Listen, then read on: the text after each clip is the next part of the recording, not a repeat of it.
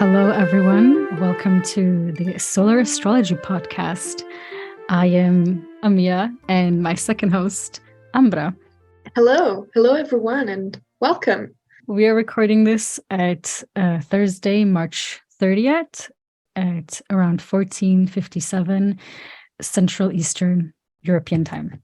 This is going to be an introductory episode for our podcast in which we will discuss who we are and what's our approach to astrology so you can get to know us better. We are students of Hellenistic astrology, and basically the stories that we met each other on the course of Nightlight Astrology, the year one of Hellenistic astrology. And it's interesting because we are both from Switzerland, but I moved to the Netherlands. So we don't live in the same country anymore. And we also come from different sides of Switzerland. I come from the Italian side of Switzerland, and she comes from the German side of Switzerland. So that's also why we speak in English. The reason for the name of this podcast is related to our birth charts. I am a Leo rising with Jupiter pretty close to the ascendant, and Amia is a Scorpio rising. She has the sun in her first house, also pretty close to the ascendant. So that's why we came up with this name, because we wanted to get a name that was approachable and also meaningful for our relationship. Yeah, and as she already mentioned, we met at the first year astrology course of Nightlight Astrology. Are there any other courses that you took, Ambra, or are taking currently?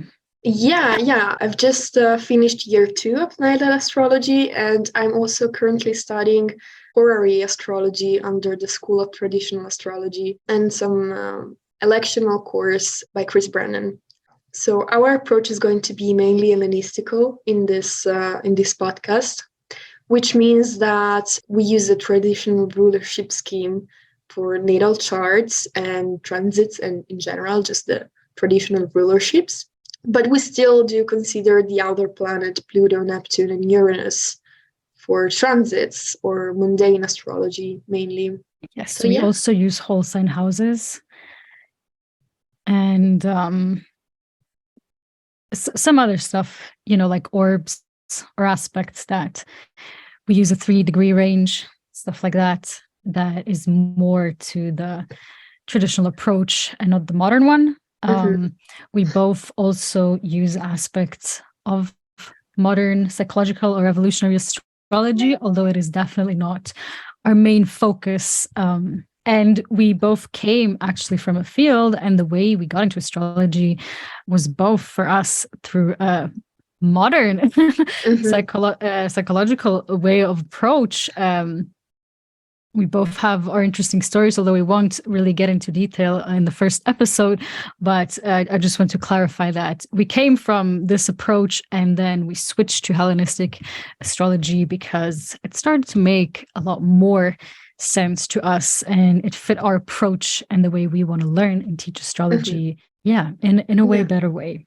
Yeah, definitely. But I think that this might also be one of the reasons why we try to incorporate an archetypal approach. So sometimes, even though our focus is mainly Hellenistical, more fact-based, more event-based, more practical and pragmatic, sometimes it's just so beautiful to see the archetypes of the planets being reflected in our own psychology of our daily lives. So yeah, I guess we could say that we keep an open approach onto that.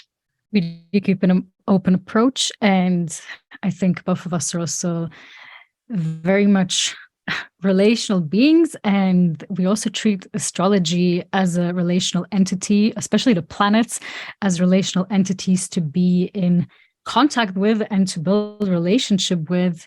Hence the archetypal approach that we use.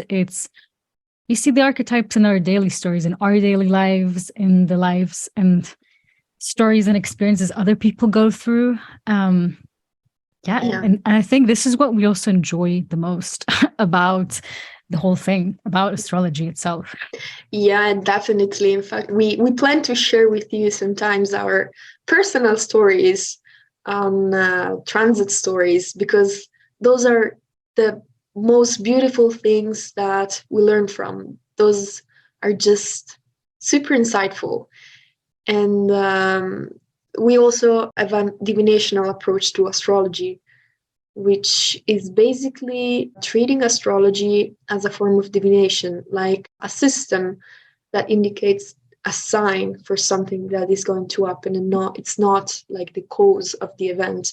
So, and this is also quite essential under a philosophical standpoint, because if you think that astrology is causal, you might think that the planet is causing your suffering, and that could be problematic. So we both view astrology as a divinational practice. Definitely, yeah. And I think there will be a lot more these types of discussions in the future, an episode where we explore these things more in depth. But I think as for now, or is there anything else we want to mention as an No, introduction? no, I think we've mentioned everything, and we can just say goodbye to our listeners and see you later on the first episode, which is going to be about Aries, since we are in Aries season. So